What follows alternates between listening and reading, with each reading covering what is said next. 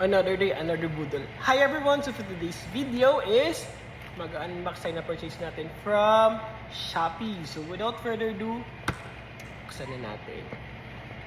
So story ko lang, itong item na to is one of my favorite. I think every year bumibili talaga ako nito. And then itong item na to is ito yata yung aking panglimang item na ganito yung brand. So, dami kong sinasabi. So, without further ado, buksan na natin. So, binili ko siya sa Shopee kasi meron akong points, meron akong coupon. Ayun, so, paano ba? Uso siya ngayon.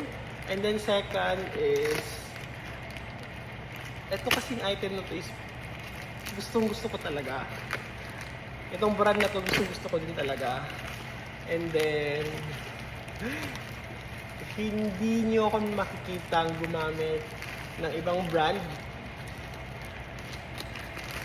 pag hindi ganun yung ginagamit ko para pag umiinom ako. So, ito siya guys. Buksan natin. Ayan siya. Ito mismo yung resibo niya. So, ayan. Ito yung sales invoice. Ayan siya. So, nabili ko siya sa Shopee shop na Hydro Flask. Ayan siya guys. So, binili ko itong Hydro Flask all around travel tumbler. Nasa 40 ons po siya. Ayan siya. So, nabili ko siya sa halagang 2,990. Pero, gawa nung meron akong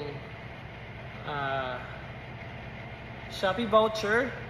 So, less 200 pesos. And then, nag-redeem din ako ng Shopee coins ng 200 pesos minus yung shipping fee nila. So, nabili ko na lang siya ng 2,590. So, ayan siya. Paano ba? Ang hirap tuloy. Masyadong maliwanag. Basta yun siya guys. Ayan siya. So, buksan ko na. Dami kong sinabi.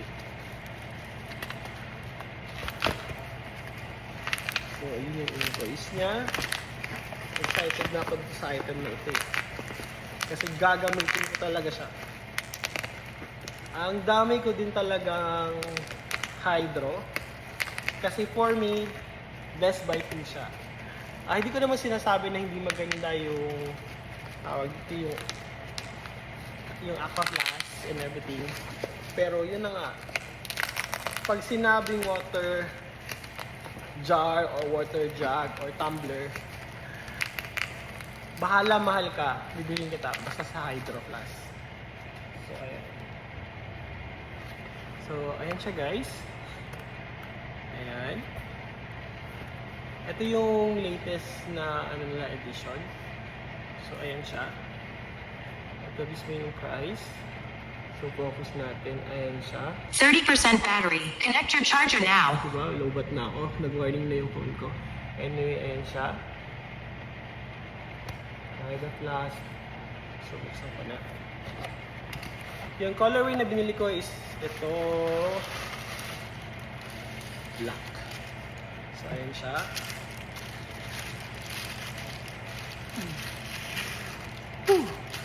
Pumunta ako sa mall. And then, napag-isip ko na gusto kong bumili sa mall na lang. Pero gawa nung nasayangan ako sa, I think, nasa 500 pesos. Kaya, sa Shopee na lang bumili. So, ito siya nito guys. Diba? Super ganda niya. 40 ounce. So, ayan siya. May hawakan siya.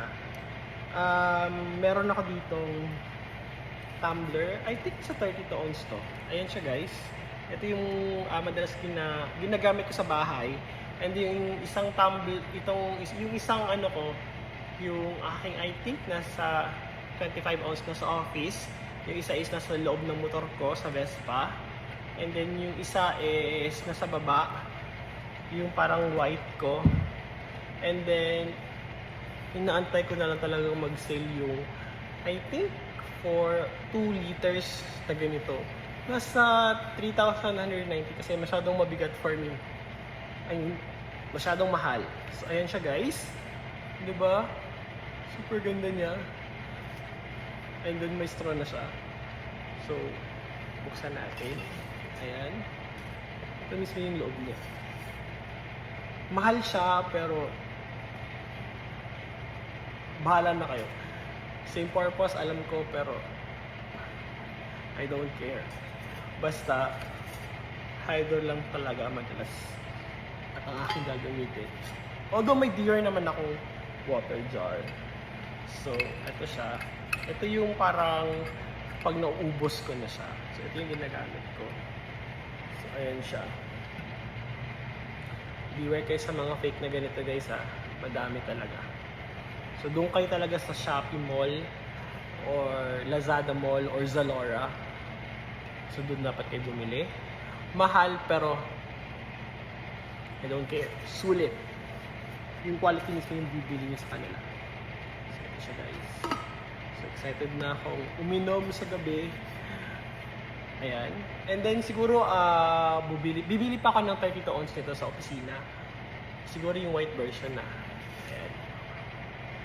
Ang gusto ko talaga is bumili ng dalawang ganito sa bahay at saka sa opisina. And then sa dito din, parang stock talaga siya. If hindi nyo alam, i-share ko na lang, never pa ako nag-UTI. Grabe kasi ako uminom ng Coke before. Pero hindi naman ako nag-UTI. Pero grabe din ako uminom ng tubig. Honestly, ang dami kong tubig sa kwarto. And iniinom ko siya lahat. Ayan siya. So, one of my collections nito. And super excited akong gamitin siya. Ayan. So, good thing na nakita ko to.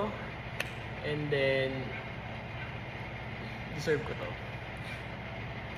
Yun nga lang, ang problema ko is wala pang cup na pabenta nito. So, try ko yung Hydro ko na, yung isang maliit na version. Sana magkasya. So, yun lang guys.